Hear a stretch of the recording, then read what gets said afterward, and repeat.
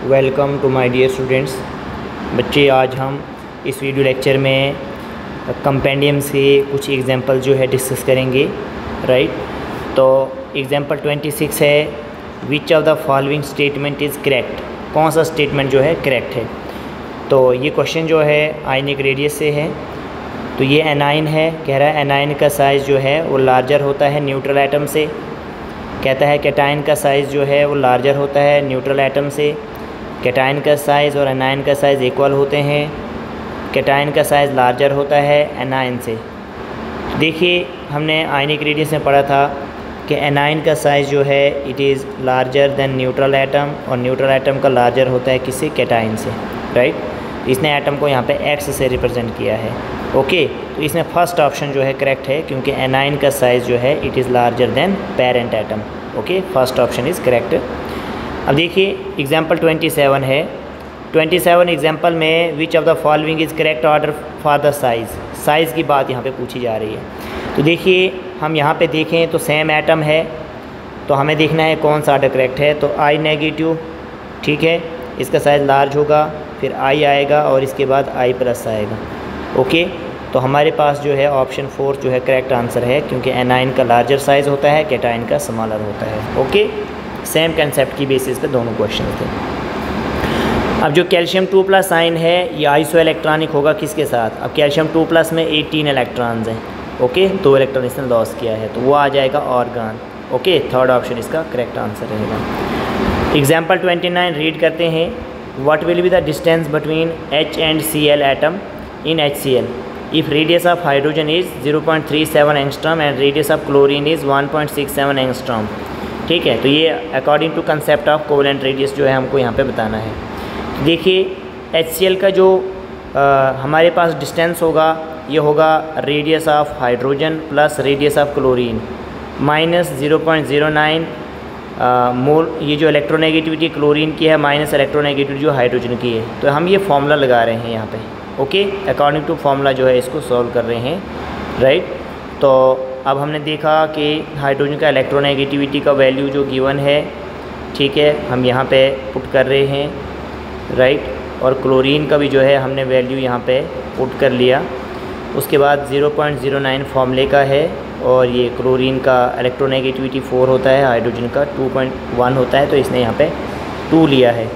ठीक है, तो जब इसको हम सॉल्व करेंगे तो ये हमारे पास 1.32 एंगस्ट्रॉम जो है आ जाता है।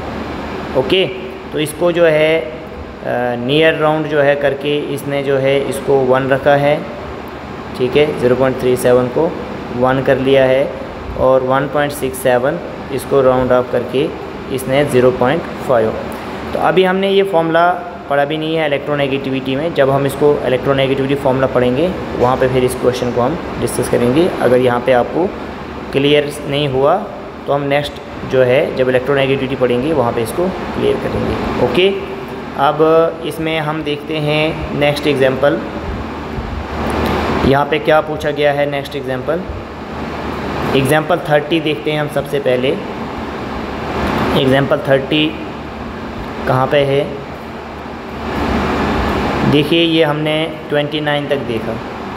अब 30 एग्जांपल देखिए यहाँ पे है कि for a molecule Br2 total distance between 2 nuclei is 3.2 angstrom. What will be the covalent radius of bromine atom. ठीक है, तो इंटरन्यूक्लियर डिस्टेंस का हमने क्या करना है, हाफ करना है, तो हमें जो है आंसर आ जाएगा। ये क्लियर है। ओके, अब हम नेक्स्ट क्वेश्चन जो है डिस्कस करते हैं, दैट इज़ 32। ठीक है, 32 क्वेश्चन जो है 32nd। Among the following elements the second ionization energy is maximum for. Second ionization energy किसका मैक्सिमम होगा। अब देखिए यहाँ पे बोरान है, बेरिलियम है, मैग्नीशियम है और एल्यूमिनियम है। तो आप इलेक्ट्रॉनिक कन्फिग्रेशन लिखिए। बोरान का जब लिखेंगे तो 2p में 1 इलेक्ट्रॉन आ रहा है। ठीक है, तो 1 इलेक्ट्रॉन जो है रिमूव करना इजी है, तो फिर इलेक्ट्रॉनिक कन्फिग्रेशन रह जाएगा 1s2 2s2 किसमें, जब बोरान से 1 इलेक्ट्रॉन रिमूव कर दिया। इसके बाद जब हमने इलेक्ट्रॉन रिमूव कर दिया तो ये फुली फील्ड इलेक्ट्रॉनिक कन्फिग्रेशन हो गई, जो क्या है स्टेबल है।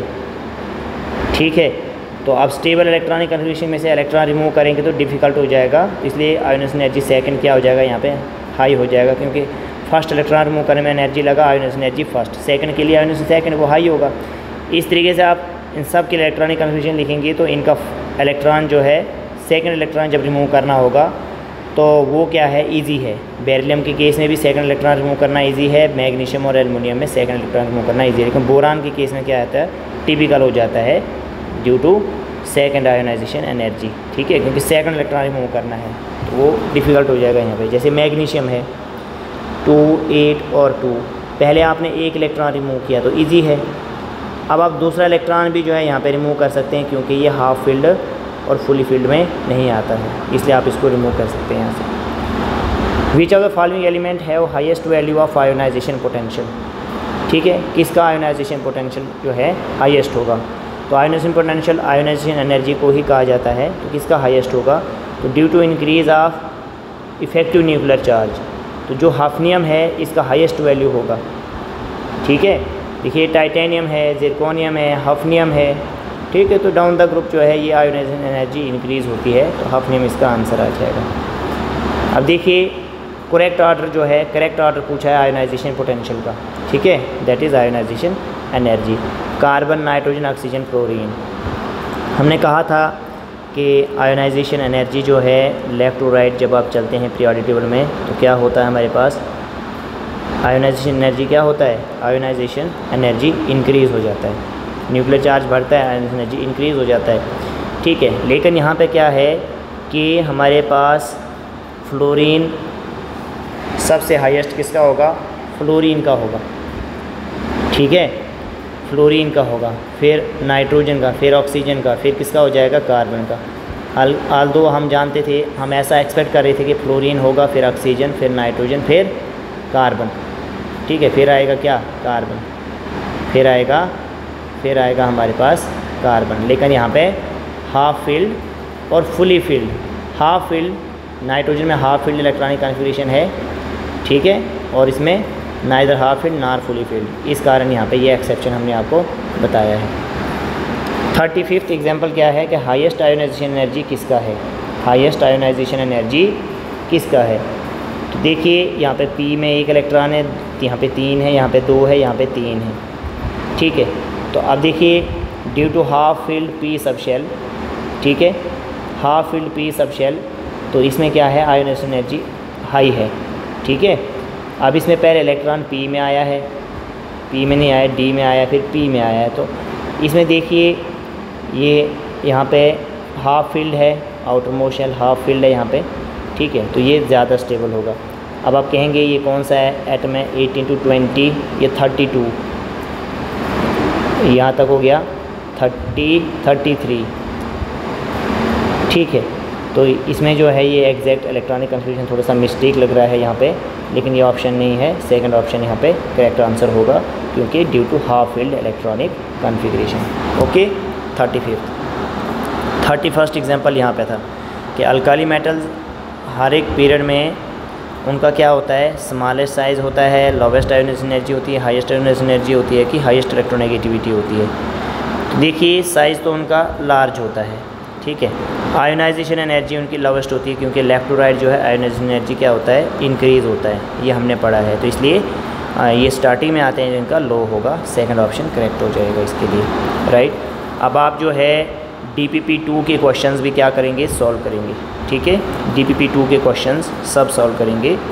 तो जब हम इलेक्ट्रॉन गेन एंथैल्पी पढ़ेंगे तो यहाँ से आगे फिर जो है हम कंपेंडियम के क्वेश्चंस डिस्कस करेंगे। Okay, thank you.